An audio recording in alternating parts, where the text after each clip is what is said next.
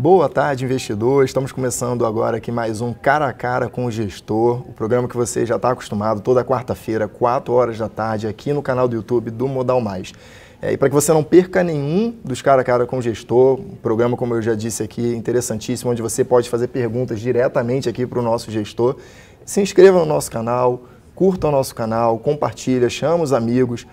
Como eu falo sempre aqui, conhecimento nunca é demais, a gente está aqui para trazer conhecimento do mais alto nível para vocês e com a possibilidade de interação direta, né? Cara a cara, né? Cara a cara com o gestor aqui no Modal Mais.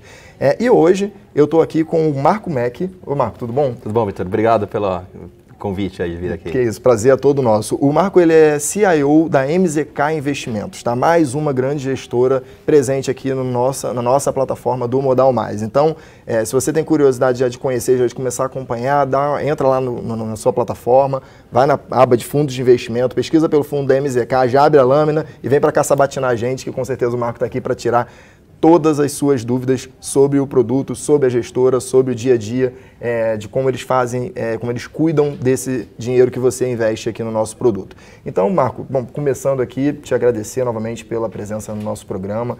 É sempre muito importante para a gente, pessoas qualificadas com experiência como você aqui no nosso programa, para passar isso para o nosso público e com essa coragem de interagir, né, de estar aqui para ser sabatinado e responder todas as nossas perguntas. Bom, a pergunta que eu sempre faço, todos gostam de saber, todo mundo que estaria nos assistindo adora, tenha sempre essa curiosidade, adora saber um pouco mais sobre a história do gestor, né?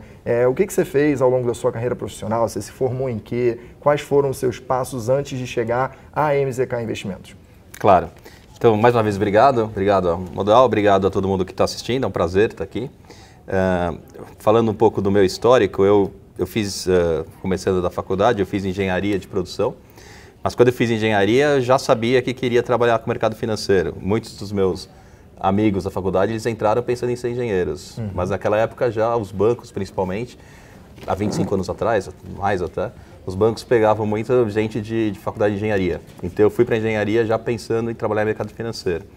E eu saí, me formei em 95, comecei trabalhando num banco já, chamava Banco Grafos, que era um banco que posteriormente foi comprado pelo Fleming, que depois virou JP Morgan, era uma época de consolidação de banco. Uhum. Mas era um banco local que ficava no Rio, eu fazia área cambial aqui em São Paulo, tesouraria cambial.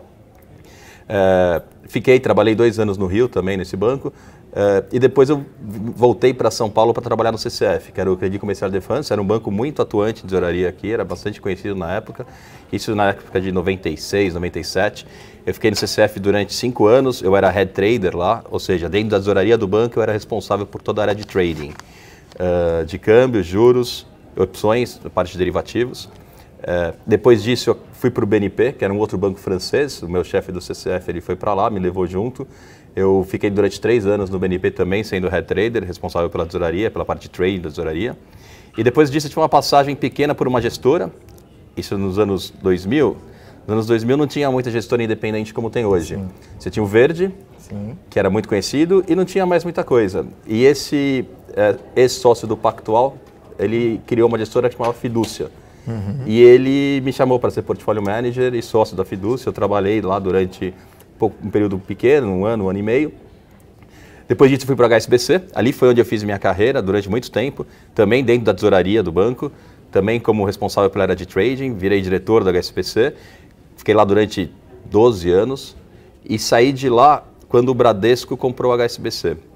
Quando o Bradesco comprou a HSBC, eu já tinha 25 anos de mercado financeiro, 25 anos de banco, basicamente, e eu percebi que tudo que eu fazia na HSBC era possível de se replicar numa asset, era possível pegar esse produto e levar para uma asset independente. Então, quando o Bradesco comprou, eu tive essa ideia de montar uma asset. Mas quando o Bradesco assumiu, porque entre a compra e assumir realmente tem um tempo para os reguladores aprovarem a compra. Nesse período eu pensei em montar asset, mas quando o Bradesco assumiu, eu tive uma oferta muito legal para ir para o Bradesco, para ser responsável pela parte de mercado interbancário no Bradesco, que é a tesouraria do Bradesco, na parte de trading. Um monte de gente trabalhando comigo e os volumes que se operam no Bradesco são muito bons, fora que é um banco muito legal de se trabalhar, um banco que eu gostei muito de trabalhar. Nós somos parceiros dele aqui, concordo com a sua É um banco muito legal, o pessoal lá é bem bacana. Então eu acabei ficando um tempo no Bradesco, fiquei 1 ano e meio trabalhando no Bradesco, mas a ideia da asset ainda estava fresca na minha cabeça. e cada vez mais eu percebia que o que a gente fazia na assessoraria era replicável numa asset. Então eu resolvi sair e acabei fundando a MZK. A empresa começou em final de 2017, mas o fundo começou realmente em maio de 2018. Ah, que legal. Pô, uma longa carreira, né? Mais de 25 anos de carreira de mercado financeiro. Eu acho que essa experiência ela é extremamente importante para quem vai investir no fundo, né? Eu tenho muitos investidores aqui que às vezes querem aprender a investir por conta própria, querem operar bolsa de valores, querem operar moedas, querem operar juros por conta própria e pedem a oportunidade de ter acesso a uma gestão de alguém absurdamente qualificado, alguém com 25 anos, como você tem, mais de 25 anos de carreira, né? E eu poderia dizer aqui, tentando traduzir um pouco algumas coisas que você falou, abrindo o dicionário do Vitor aqui, que já está virando moda. Sim, você fazia parte da tesouraria do HSBC e depois do Bradesco, né? Eu posso dizer que você era o gestor dos banqueiros? Pode, mas não é só isso. O que significa tesouraria dentro de um banco? Tesouraria, você, além de fazer o que a gente chama de proprietário é exatamente o que você falou. Sim. O proprietário próprio é você operar o mercado financeiro, só que você não está operando para os seus clientes, você está operando para o banco, para os donos do banco, para os acionistas do banco. Você está operando o capital próprio do banco. É exatamente isso. Tem uma outra parte dentro da tesouraria que é a parte do flow, em que você acaba dando acesso a alguns produtos financeiros, principalmente derivativos, para os clientes do banco. Você dá preço para os produtos dos clientes do banco. Então, são basicamente essas duas coisas que a gente fazia. Mas a maior parte é isso, é o proprietário. Então, é como se você estivesse numa gestora que os cotistas fossem um cotista só, que é o banco, e o banco me dava o capital dele para operar. E os produtos que a gente operava são os produtos que as gestoras operam normalmente, que é câmbio, juros, equities, local e offshore. E também os derivativos em cima desses produtos, que as opções, os futuros, tudo que a gente operava no banco, a gente operava nas gestoras, como as gestoras costumam fazer. Então há uma semelhança, né, com a brincadeira que eu fiz aqui, é óbvio. Assim, é o que eu falo, agora vou entrando um pouquinho na MZK, depois eu até complemento o que eu penso aqui em relação a isso. Você fez toda essa longa e brilhante carreira aí no mercado financeiro, em tesourarias de banco, e depois resolveu montar a MZK, né? Você falou que já tinha essa vontade de montar a MZK. Como que foi o processo? Você abriu a MZK? Como é que foi a escolha da sua equipe? Porque isso é extremamente importante, a gente fala muito aqui. Eu gosto de dizer que gestor bom, ele se prova em crise porque possui processos e equipe robusta. Depois a gente entra nesse ponto da crise, porque vocês são um belo exemplo disso aqui para o nosso público, né? De saber operar na crise. Mas conta um pouquinho, como é que foi a fundação da MZK, como é que vocês estão hoje? A história dela é de 2, 3 anos, mas a equipe com certeza é muito mais antiga. Sim. Quando eu montei a MZK, o que eu queria era tentar replicar ao máximo os processos que a gente tinha no HSBC e no Bradesco. Não porque eu acho que esses são os mais certos, mas porque é o que eu sei fazer, é o jeito que a gente fazia e que deu certo. Se não desse certo, na tesouraria de um banco, se você vai mal 1 ano, é cartão amarelo. Se vai mal 2 anos, é cartão vermelho. Então você não fica muito tempo. Então deu certo o que a gente fazia durante todos esses anos nessas tesourarias. Então eu queria tentar replicar ao máximo. E a primeira coisa que eu fiz é a equipe que ia trabalhar comigo, a equipe que trabalhou comigo no HSBC e no Bradesco. Então eu conversei com as pessoas que eram traders junto comigo no HSBC, no Bradesco. 3 pessoas que eu conversei, que eram as pessoas que performavam muito bem. Eles concordaram, eles são meus sócios. Nós saímos do Bradesco. A saída foi super tranquila do Bradesco. A gente fez um phase-out para conseguir reestruturar a tesouraria. Ela foi muito tranquila. O fato da gente se conhecer há muito tempo, o Gustavo, por exemplo, que é uma dessas pessoas que trabalha comigo, a gente se conhece há 15 anos. O fato da gente se conhecer há tanto tempo tem os seus benefícios óbvios na gestão, que eu já olho para eles, a gente já sabe o que está pensando, não precisa nem conversar, tem benefícios óbvios na gestão, mas também para montar a empresa, você ter sócios, não é uma coisa trivial. E o fato da gente se conhecer e se entender bastante, isso faz com que a gestão da empresa vá bem. Porque às vezes a gestão da empresa não vai bem e isso acaba influenciando na gestão do fundo. Sim. Então é importante você ter uma empresa redonda, que todo mundo pense parecido e se conheça há bastante tempo. Então realmente eu chamei essas pessoas para ser meus sócios na parte de gestão.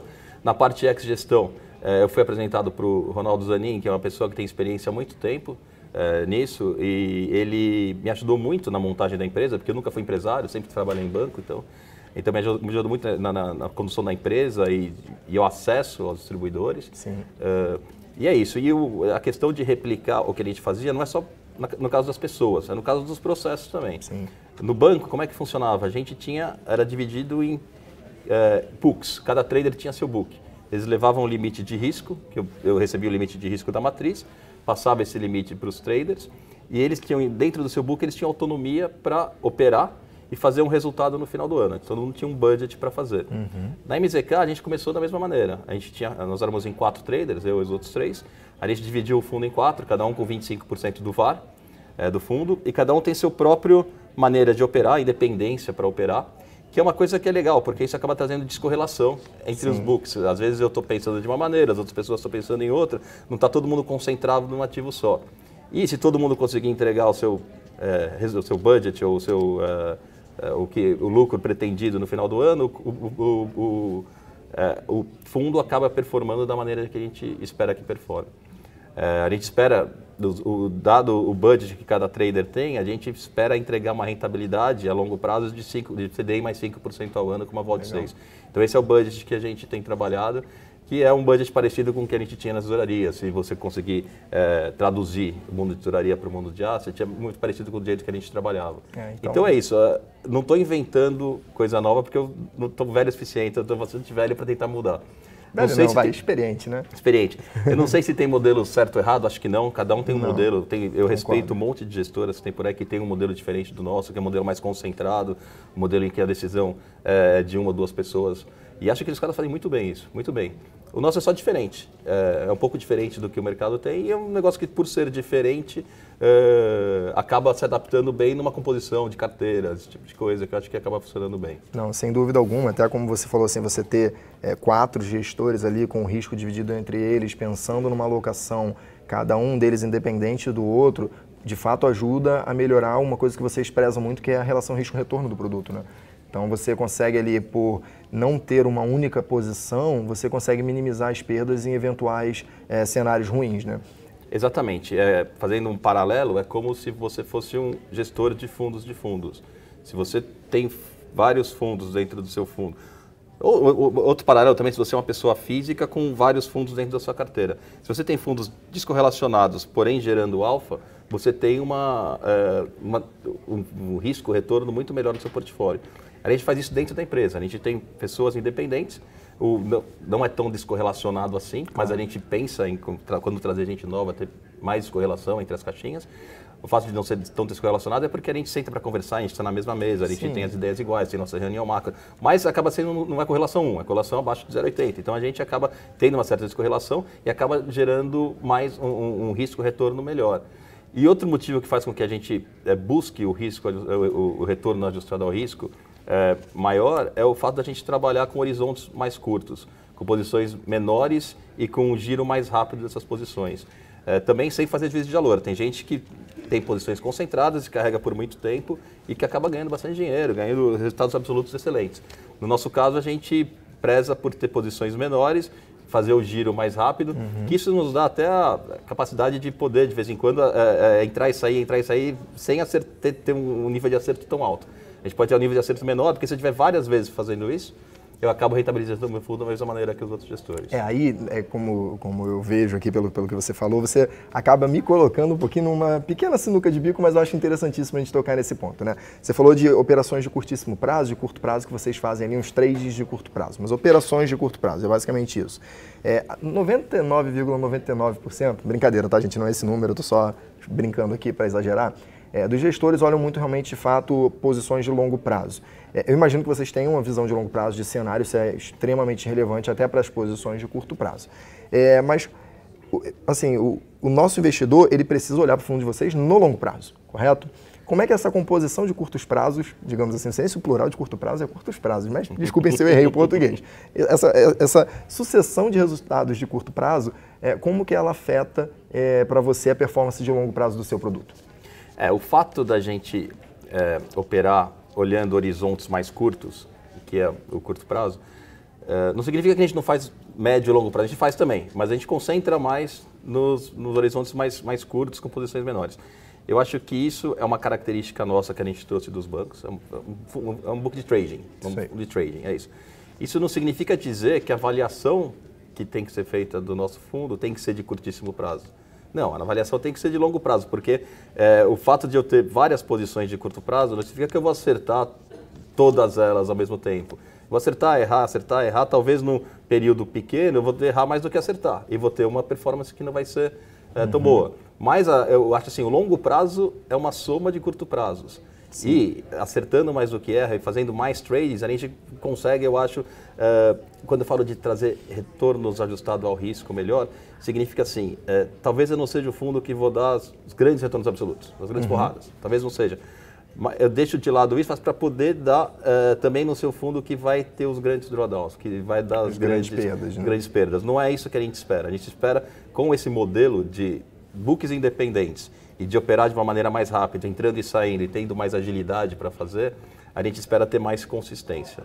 E a consistência se dá a longo prazo. Então, assim, por isso que a avaliação disso tem que ser feita no horizonte de tempo maior, não no curto prazo. No curto prazo das operações, a avaliação acho que tem que ser um pouco mais longa. Não, excelente. E isso só traz para a gente aqui mais um efeito para a carteira do nosso investidor, que eu acho que ele deveria ter um pouco de MZK na carteira, sim. Tá? Inclusive, ela está na nossa carteira aqui recomendada, o fundo da MZK, porque ele tem uma cabeça de gestão diferente dos outros, um modelo de gestão diferente dos outros. Então, isso facilita, isso ajuda muito com que você tenha uma carteira mais descorrelacionada. Tá? A gente fala muito isso aqui, eu vou explicar um pouquinho, tentar ser simples nessa explicação sobre descorrelação na carteira. É como se você, em vez de ter seus ovos todos numa única sacola, você tivesse seus ovos em 12 sacolas diferentes. Eventualmente, você pode tropeçar uma dessas sacolas cair no chão e quebrar, mas as outras 11 sacolas se mantendo inteiras, você ainda continua tendo ali uma parte relevante do seu patrimônio, nessa brincadeira simples aqui, os ovos, intactos e que acabam protegendo e amortecendo aquela queda. Além disso, a diversificação vai fazer isso, a descorrelação pode fazer com que, sei lá, em algum momento um fundo suba e o outro caia, aí você fique no 0 a 0. Ou então um fundo caia muito e o outro fundo suba e recupere um pouco desse seu prejuízo. Então, você tendo essa descorrelação, desde que no final do período todos eles tenham os resultados objetivados alcançados, você vai ter ali um retorno melhor com menos risco. Então, a diversificação e a descorrelação, ela ajuda muito na composição da carteira e para isso eu acho que o MZK é um produto que cai bem nessa composição de carteira. Agora falando assim sobre longo prazo, curto prazo, recuperação e tudo mais, você falou, às vezes posso ter um período ruim ali, mas que no longo prazo eu melhoro e acabo conseguindo entregar. Conta pra gente uma coisa curiosa, né? Você começou a sua gestora, foi aí que mês mesmo? 1º de maio de 2018. 1º de maio de 2018. Resume para o nosso público que está lá em casa, o que aconteceu em maio de 2018? Bom, eu vou falar um pouco o que aconteceu antes de maio de 2018. Antes de maio de 2018, você estava tendo uma euforia nos mercados globais. Você estava tendo crescimento sincronizado nos países envolvidos e as bolsas todas subindo, o dólar desvalorizando em relação a todas as moedas. Então, você estava tendo um certo momento assim, de bastante alegria no mercado financeiro. Em maio foi quando isso virou e o que aconteceu durante todo o ano de 2018, que foi muito ruim para os mercados financeiros, foi ali, começou em maio. A gente começou aqui no Brasil, a gente começou com a greve dos caminhoneiros, que foi um evento que tirou o PIB do Brasil, que você acabou, o crescimento ficou muito comprometido por conta daquela greve dos caminhoneiros. Um exemplo que a gente costuma dar é assim, se naquele fim de semana lá que os caminhoneiros estavam de greve, se você não saiu para jantar fora, depois você não saiu 2 vezes. Ou seja, então alguém deixou de ganhar dinheiro, alguém deixou de faturar. Então você realmente comeu o PIB do Brasil, aquele negócio. Em maio também você teve o Banco Central, na época eles estavam com no ciclo de corte de juros. Na reunião anterior, o Banco Central já tinha dito que ia baixar mais os juros na reunião seguinte e eles acabaram não baixando. Então, para o mercado financeiro local foi muito ruim isso. Isso para citar o que aconteceu no Brasil. Fora do Brasil, a gente teve início da guerra comercial, que foi logo depois, no final de maio, para começo de junho, o início da guerra comercial, que até hoje está apavorando aí alguns do mercado financeiro. Haja Twitter, né? Exatamente. Então teve guerra comercial, a gente teve crise na Turquia e crise na Argentina, que foram 2 crises muito pesadas que a gente teve naquele período. E, para finalizar, a gente teve as eleições no Brasil, que foi um momento de enorme volatilidade. Enorme volatilidade e por eventos, assim, bobos não, mas vários eventos que aconteceram que trouxeram grande volatilidade para o mercado. Qualquer highlight que saía, qualquer notícia que saía, fazia o preço mexer muito. Fato. A volatilidade estava muito alta naquele período. Então foi um período desafiador, um período difícil. Digamos que foi talvez, assim, pelos meus dados aqui, pelo que eu acompanho do mercado de fundos, eu olho muito isso aqui no dia a dia, eu diria que foi um dos piores anos da indústria de fundos do Brasil nos últimos 10 anos. Desculpa, um dos piores meses da indústria de fundos do Brasil nos últimos 10 anos. Não sei se você concorda com isso. Pode talvez ser. tenha tido ali a eleição Lula, talvez com uma magnitude parecida, mas a minha história de carreira aqui, muito menos experiente que você, sonho um dia chegar com a longevidade que você chegou e com a carreira brilhante que chegou, mas a minha carreira é muito menor que a sua aqui. Eu nunca vi um mês tão horroroso, nem o mês lá do Joesley foi tão horroroso quanto esse mês. Se você pegar os últimos 10 anos, talvez você tenha razão, mas se você pegar 2008, a gente teve uma crise pesadíssima do subprime, que foi terrível também. Se pegar 2002, quando você falou do Lula. Aqui no Brasil foi muito forte. Mas assim, o fato de ter passado por todas essas crises, acho que ajudou. A gente ter começado Eu passei por todas essas crises. Eu passei da crise do Plano Real, quando teve a desvalorização em 99. Então, a crise da China em 97, um monte de coisa. Passou bastante do México, perrengue, 97, bastante perrengue.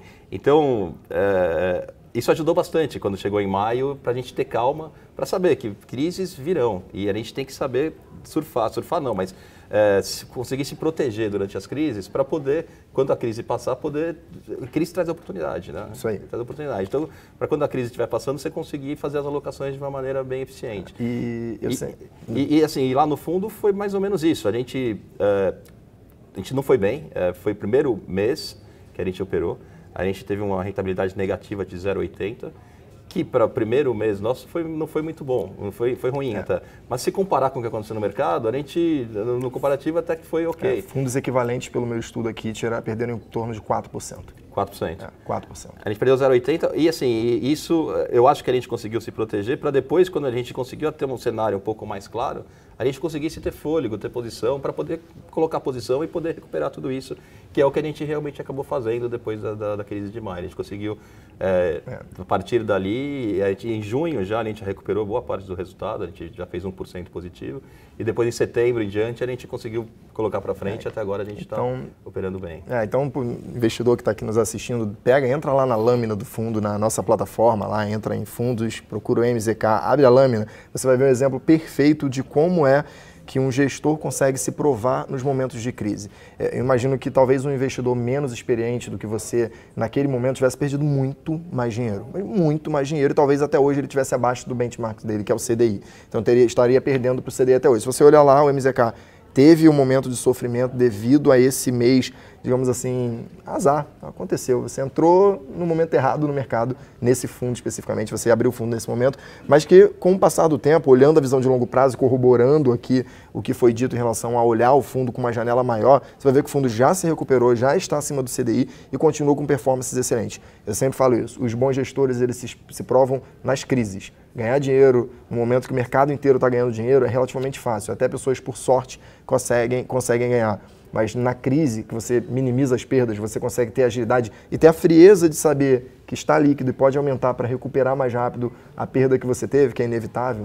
O gestor que nunca perdeu dinheiro está mentindo, né? Claro. Todo mundo perde dinheiro no mercado financeiro por algum período, mas assim, ter a cabeça de que você tem que voltar e entrar de volta no mercado naquele momento específico ali de crise, que é uma oportunidade, poucos têm. Então, bom, você está de parabéns aí, eu realmente acho excepcional aí como vocês se recuperaram e, novamente, faço o convite para o meu investidor olhar a lâmina do fundo e conseguir tirar dali alguma conclusão de como vocês conseguiram se recuperar. Dando uma olhada aqui, galera, tem gente pra caramba aqui conversando com a gente. Pô, muito obrigado a todos vocês aqui que estão falando comigo aqui na nossa live. Tá? Eu vou fazer uma pergunta aqui do Rick Trader. E ele faz a seguinte pergunta: a baixa da Selic está favorecendo os fundos? Eu acho... tem duas coisas. Primeiro eu vou falar de mercado e depois falar da indústria de fundos. Tá? Eu acho que de mercado, se você olha no final do ano passado, a projeção da Selic que as principais casas tinham para o final desse ano era em torno de 7,5% a 8%. 7,5%, 7 a 7,5%, 7 a 8%. Pega qualquer casa renomada, não estou falando de casas que fazem o trabalho direito. Tá? Então, os grandes bancos locais, eles fazem o trabalho perfeito. Então, todo mundo achava que a Selic esse ano ia fechar entre 7% a 8%. O fato dos juros terem caído, a inflação ter mantido um caminho bem tranquilo e os juros terem caído, não foi uma coisa fácil de se pegar. Ninguém imaginava que isso fosse acontecer. Então, para você conseguir capturar esse movimento, você tem que fazer muito trabalho de campo, de buscar quanto é que está o preço da inflação, quanto é que está subindo as coisas. Você só consegue capturar isso se você faz um trabalho assim que é um trabalho difícil de fazer. E muitas assets conseguiram fazer isso e conseguiram pegar a queda da taxa de juros. Mas a gente costuma dizer assim que se isso tivesse sido fácil, o preço no final de 2018 já não estaria a 7, 8, já estaria a 6, já estaria a 5, se todo mundo soubesse que isso ia cair. Então é difícil saber a priori, todo mundo tem as mesmas informações para operar. Então com as mesmas informações, tem os que trabalham bem a informação, os que não trabalham também assim. Então só conseguiu capturar essa queda quem trabalhou bem a informação e achou que a Selic ia estar abaixo de 7 esse ano. Então, sim, ajudou quem trabalhou direitinho. Posso puxar a sardinha do meu lado? Fica à vontade. O nosso economista, ele é top 1, ele foi top 1 de projeção de curto prazo de inflação do Banco Central, e de curto prazo. E de médio prazo ele foi top 1 também. Pô, esse mês agora ele Qual perdeu. Dele? Vamos dar o mérito. Luiz Fernando Azevedo. Esse mês agora ele perdeu a primeira posição, está em segundo. Mas ele Mas até é o segundo agora de uma indústria com uma indústria gigante. Milhares de Então assim, pessoas. o trabalho que ele fez foi muito bom e de prever que a inflação ia estar em níveis tão baixos que ninguém imaginava que a inflação ia estar nesse nível tão baixo. Fato. Principalmente com a alta do câmbio. O câmbio saiu de 3,20 para 4,20 do ano passado para cá. Isso deveria ter um pass-through, deveria fazer com que a inflação subisse um pouco. E a gente conseguiu perceber que não, que isso não aconteceu por conta da crise global. Mas então, dado esse trabalho que ele fez direito, a gente conseguiu capturar. Outras casas conseguiram, mas não foram todas. Então, assim, eu acho que as taxas de juros ajudaram quem fez o bom trabalho. Se a pergunta dele é em respeito à indústria de fundos, eu acho que tanto faz a taxa de juros estar em 7 ou estar em 5, eu acho que há uma migração para produtos de mais risco como um todo. Então, eu acho que essa queda que a gente teve esse ano de 7 para 5 ajuda você ter uma migração, mas ela teria de qualquer maneira, eu acho. Sim, sem dúvida. Beneficia a indústria de fundos mais voláteis. Perfeito. Até falando assim da questão da taxa de juros, né, da Selic no patamar que está hoje, mínima histórica e sem grandes previsões de volta, né? Assim, brasileiro ele se acostumou muito com juros altos, né? Então você conseguir ali, indexando o seu patrimônio ao CDI, basicamente conseguir um retorno bastante adequado, geralmente bem acima da inflação, que dava ali seu 1% ao mês, né? O famoso 1% ao mês, né? Ele ficou muito famoso esse 1% ao mês durante alguns anos. Agora eu vejo um cenário onde a taxa de juros ela deve permanecer baixa por um bom período, né? A gente tem feito as reformas adequadas para conseguir manter essa taxa de juros nesse patamar tão baixo quanto está. Talvez tenha que subir um pouquinho para ajustar ali possíveis pressões inflacionárias, mas nada que volte a 2 dígitos, pelo menos ninguém imagina isso. E assim, o nosso público aqui, a gente sempre indica, é óbvio, respeitando o perfil de investidor, vamos começar a olhar produtos com um pouco mais de volatilidade, um pouquinho mais de possibilidade de retorno. Veja até onde você aguenta, analisa o produto, vê o histórico, veja que as oscilações de curto prazo acontecem, mas no longo prazo você tem retornos adequados. É óbvio, passado não é garantia de futuro nunca, né? Nunca vai olhar uma performance passada do fundo, uma performance passada e dizer que ela vai ser exatamente igual no futuro, mas é uma boa proxy, né? Então, dá uma analisada, veja o que vocês gostam. Eu acho que é o momento de começar a sair um pouco da renda fixa ali, de mudar um pouquinho esse perfil. Existem produtos muito bons em renda fixa, mas se você tem um pouquinho de apetite a risco, eventualmente vai dar uma olhadinha num multimercado um pouquinho mais arrojado, se seu suitability permitir. Você falou muito aqui também, falou um pouco aqui também, na verdade, de parte de câmbio, né? Que o câmbio acabou não sendo, apesar de ter subido, não afetou muito a inflação.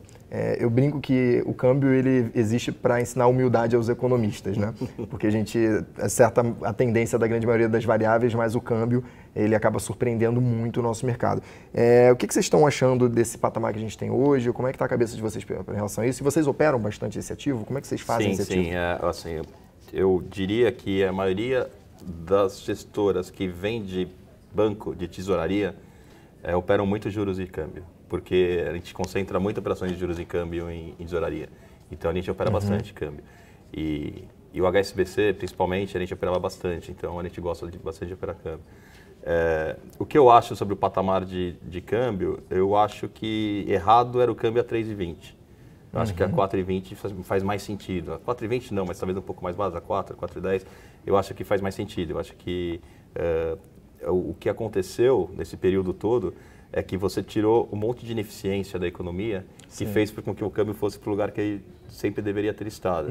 Uma delas são os juros altos. A gente tinha juros muito altos, de 14%, a Selic era 14%, Isso fazia com que o real fosse uma moeda de carry. O que é isso? Os estrangeiros entravam no real, vendiam dólar no real para poder ganhar 14% de juros ao ano.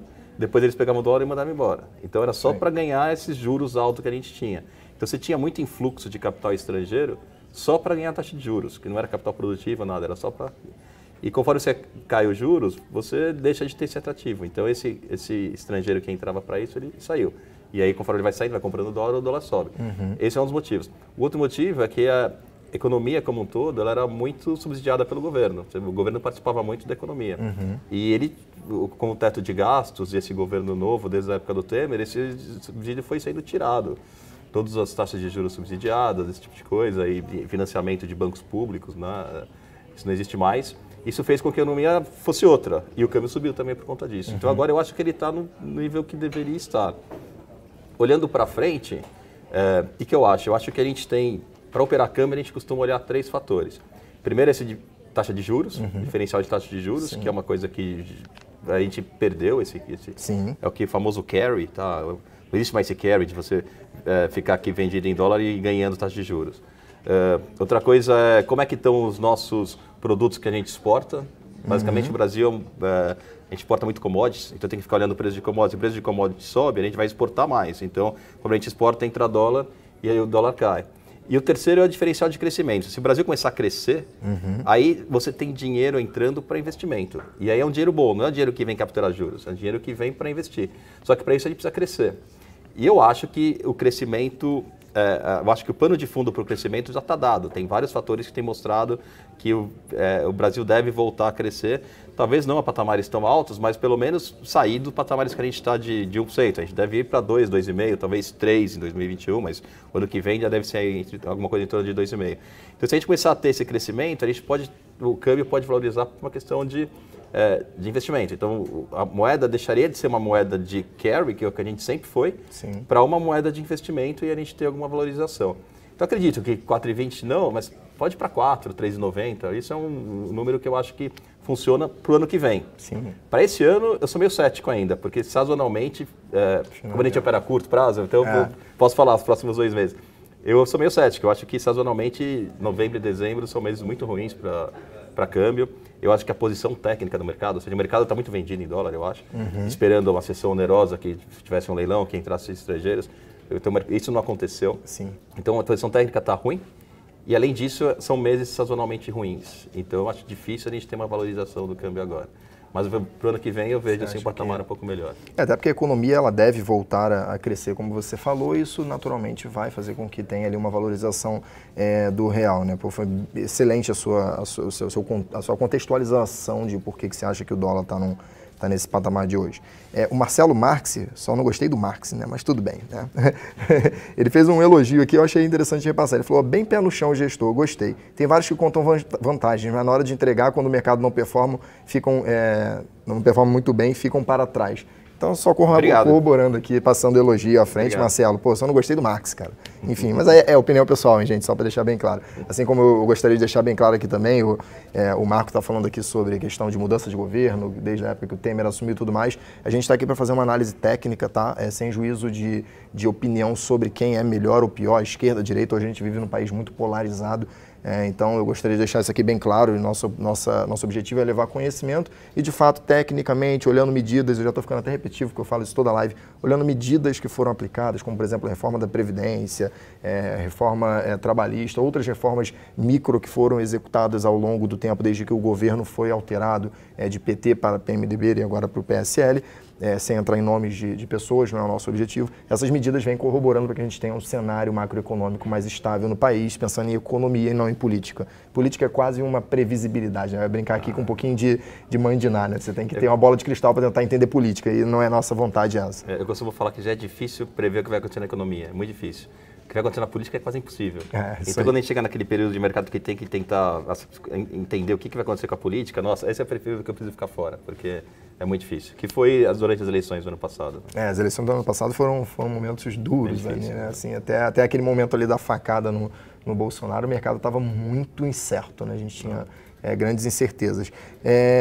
Falando assim de grandes incertezas, né? Assim, você citou aí que que o Brasil deve crescer um pouco mais para frente, um pouco mais aí nos próximos anos. Ele vem crescendo próximo de 1 agora, estamos saindo de uma longa estagnação, não diria recessão, uma leve recessão, uma longa estagnação, pelo menos. Nosso país ficou de lado por muito tempo. Como é que está a sua cabeça assim, em relação à Bolsa? Né? Um pouquinho da sua cabeça em relação ao cenário para a Bolsa. Você já falou de câmbio, falou de juros, vamos falar um pouquinho aqui de Bolsa. A gente tem todos esses cenários que você falou, eles dão a entender de que a economia deve melhorar. Em contrapartida, a Bolsa andou bastante, com exceção dos últimos 2 dias que a gente sofreu um pouco, mas eu acho que é um movimento de curto prazo, enfim, tem que ter calma. Mas independente disso, 106 mil pontos já é um patamar bastante elevado para o nosso nível de Bolsa. Você acha que ainda há espaço para a gente continuar pensando em alocar em Bolsa também? Vocês têm alguma posição hoje nesse sentido? Eu acho que, comparando os ativos que a gente tem hoje de Brasil, acho que Bolsa é o melhor.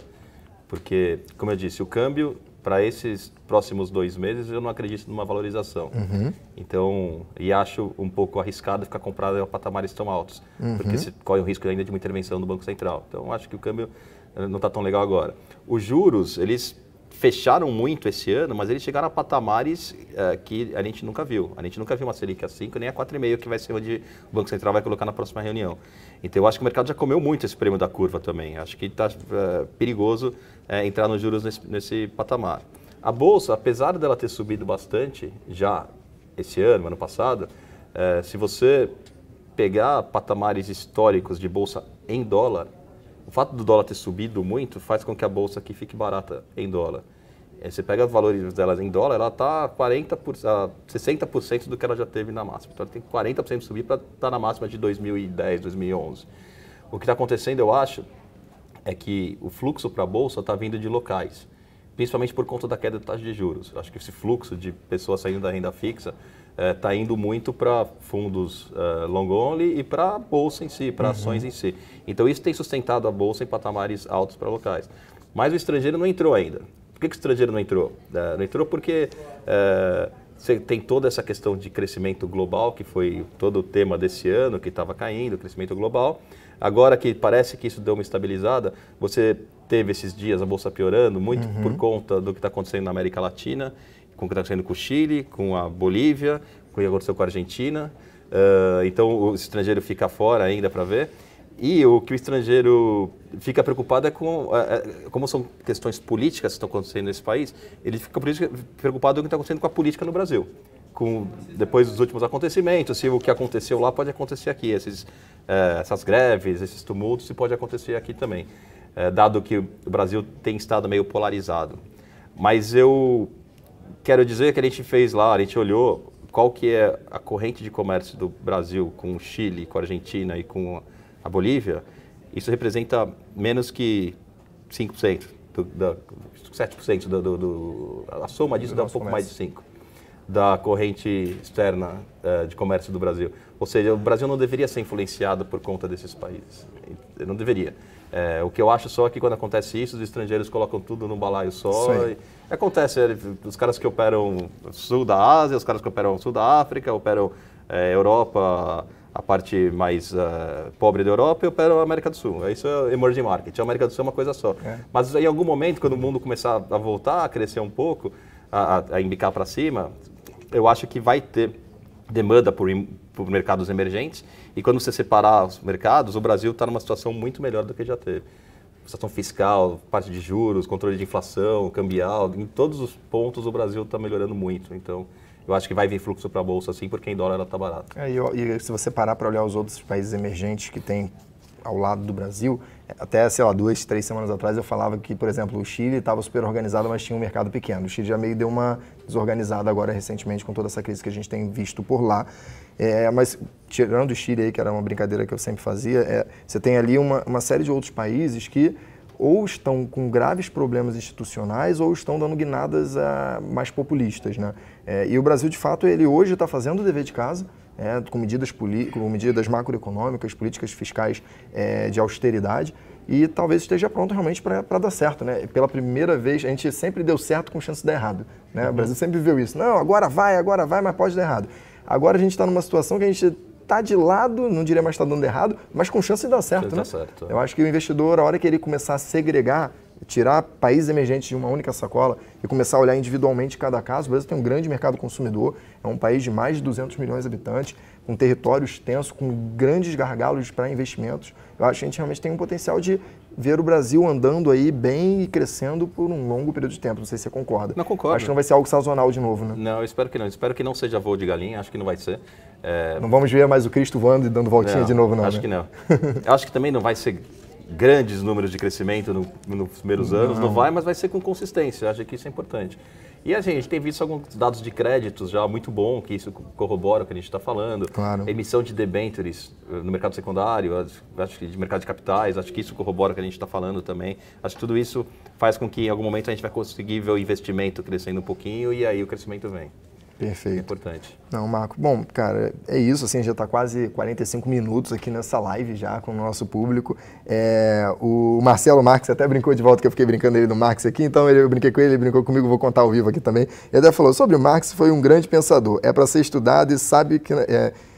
e saber que na prática o marxismo não funciona pela própria natureza humana. Belo comentário, aliás, eu achei interessantíssimo. Brincadeira aqui, gente, não estou aqui para ficar criticando nenhum tipo de pensamento, acho que todos são brilhantes, todos tiveram suas oportunidades e não à toa é tão famoso quanto é e todos conhecem, até eu, é porque como economista acabo tendo uma tendência um pouco mais à direita, é natural, a opinião minha, pessoal, não reflete a opinião do grupo, do Modal, é mais uma brincadeira minha aqui com você, mas enfim, estou dando teu espaço de volta aí, Marcelo, obrigado pelo comentário. Bom, mas é isso, Marco, eu quero te agradecer imensamente por essa aula, isso aqui não foi um cara a cara, foi uma aula, assim, super claro, absurdamente embasado em tudo que você fala, acho que o nosso público entendeu perfeitamente, tanto que a nossa audiência não caiu, ela até aumentou, só veio subindo aqui, fico até chateado de ter que acabar, mas 45 minutos de live não é para qualquer um. Então, se você quiser deixar mais algum recado aqui para o nosso público, fique à vontade. Não, obrigado a todos pela audiência. Como o Victor falou, eu acho que assim, é importante, eu não tenho a pretensão em que as pessoas coloquem o patrimônio todo num fundo só, que apliquem todo, tem que colocar um pedacinho em cada fundo, acho que isso é importante. Você ter essa diversificação é o mais importante que pode acontecer. E tentar pegar fundos diferentes para fazer o seu portfólio. Então, não só fundo de multimercado, mas tem fundo de bolsa, tem vários tipos de fundos que você pode fazer.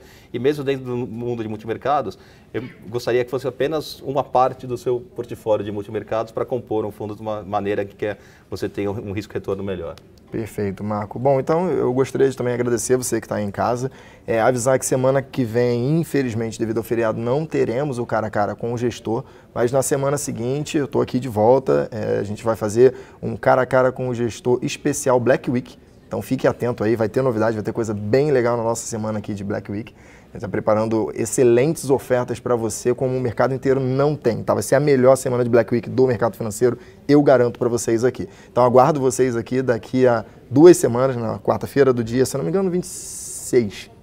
Bom, próxima a gente não tem, é a outra, né? A gente vai estar aqui novamente, 4 horas da tarde, trazendo mais conteúdo, trazendo mais oportunidades, trazendo mais conhecimento para você, investidor. Então curta aqui nosso canal, compartilhe, chame seus amigos para a próxima, para outra quarta-feira, tá aqui novamente com a gente. E é isso aí, galera. Muito obrigado e até a próxima. Um abraço.